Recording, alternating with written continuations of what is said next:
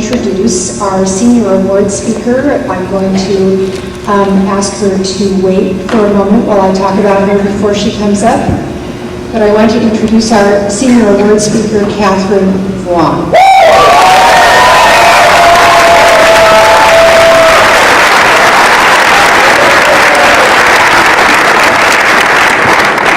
Catherynn has distinguished herself by achieving a 4.59 grade point average. She was accepted to the University of California, Berkeley, the University of California, Irvine, the University of California, Los Angeles, the University of California, San Diego, and Stanford University. Any of these institutions would count themselves fortunate to have Catherynn as a member of their educational community. But Stanford is where she will pursue her higher education. Ms. Celeste Adams, her counselor, I believe, describes Catherynn best in this excerpt from her letter recommending her. One of Catherinn's favorite quotes is from Robert Frost. Quote, "In 3 words, I can sum up everything that I've learned about life. It goes on." While I speak highly of Catherinn's success as a high school student in and out of school, what truly separates her from the rest of her class is her ability to see the values in herself and others. She aspires not only to learn from the contents of a book, but also from the people who surround and shape her as an individual. She is able to recognize and appreciate the grand beauty of the world and the significance that lies within every body of knowledge. Another thing I find so remarkable about Catherynn is her humility. She approaches life with a light heart, even though she is not afraid to take on new challenges that cost her time, effort, and energy. Because Catherynn can already see the value in what her future brings, her success in all that she does and she endeavors is imminent. I would add to Ms. Adams' comments by noting that Stanford, by accepting Catherinn's early decision, recognized what we all know to be true, that Catherynn is not only a remarkable student, but a young woman of significant character, who will bring not only intellectual gifts to Stanford University's community, but will also bring her generous spirit. We at Bishop Montgomery are better for her presence here. Stanford will be too.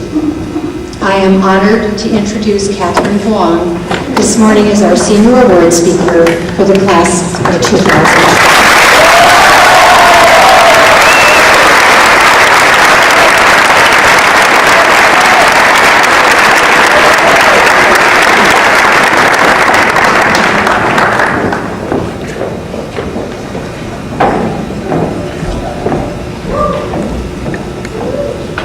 Good morning, soon-to-be high school graduates, college students, or legal adults. Any way that you put it, it still sounds weird to think that we are now soon expected to make our own decisions, do our own laundry, and choose our own lives. But this moment is now here, with the end of high school, 4 years that have shaped us to be who we are, and the beginning of college, 4 years that will determine who we are going to be. And with it, no matter whether we're going far or staying close, we will always be connected in our time here and our challenges in the future. Believe it or not, every single one of us has changed in these 4 years together. We've grown, experienced, succeeded, failed, and above all, learned about ourselves and each other. The lessons we've learned here have shaped us in more ways than one. Sure, academically, we prepared for the next level of college. Yet personally, in these past years, we have realized many things about ourselves. Whether it's meeting your best friend, talking to a friendly janitor, or listening to your favorite teacher, these experiences have come to shape us in unimaginable ways. And with these lessons, we are now prepared to take that new beginning. No longer sheltered by our family, no longer worried about violations from the deans. It is up to us now to make the decisions that will define us, the lessons we have learned here. We were once just starting kindergarten, afraid of being mistaken as a boy again, like in preschool with an ill-advised bowl cut. We were once just starting high school, afraid of having too big of a backpack or making the wrong impression on people you just met. And now we'll be starting college. Except this time, there will be no parents there, holding our hands, making sure we do our homework or clean our room. There will be no deans there, checking if we're at our classes, making sure our shorts are at the right length, or dancing to make room for Jesus. And perhaps what we're most sad about is that there will not be our classmates there every day, waiting for you by your usual lunch spot or joking with you in the halls. This is a different beginning for us. Now we are the ones that get to decide. We are the masters of our own fate. And honestly, we are all prepared for it. Sure, we'll miss the home-cooked meals of our moms and thy love-yous from my Miss Livin, but everything that they have done for us has led us to here. We are now not only expected by others, but expect ourselves to make our own way. When we were 5, they asked us what we wanted to be when we grew up. Allison Lay wanted to be Miss Universe.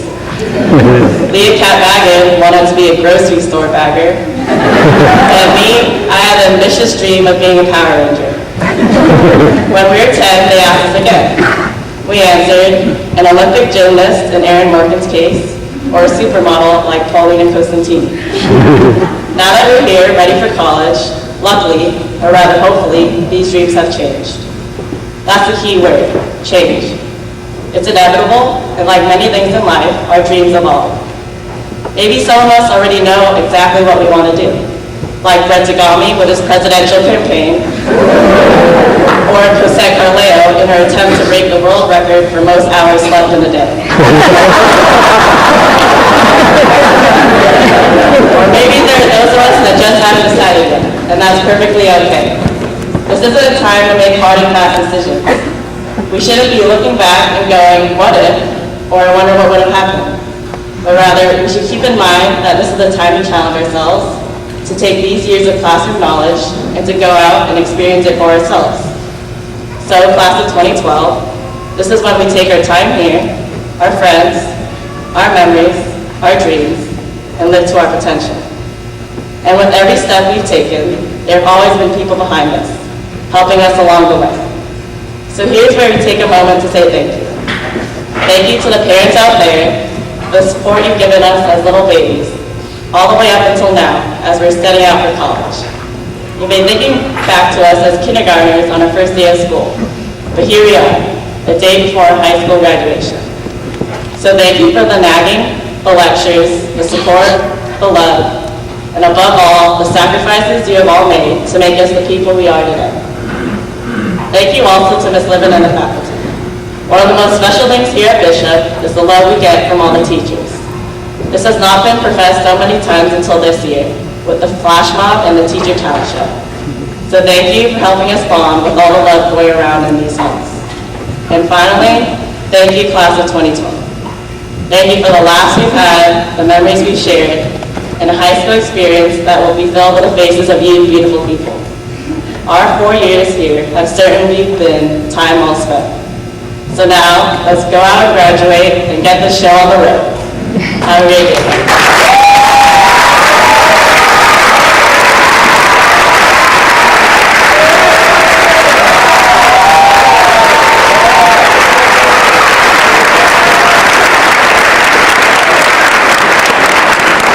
My name is Celeste Adams. I'm the guidance counselor for letters M through Z. It is with great pleasure, honored students, that I represent the graduation and honors boards. Please hold all your applause until the end. Summa cum laude.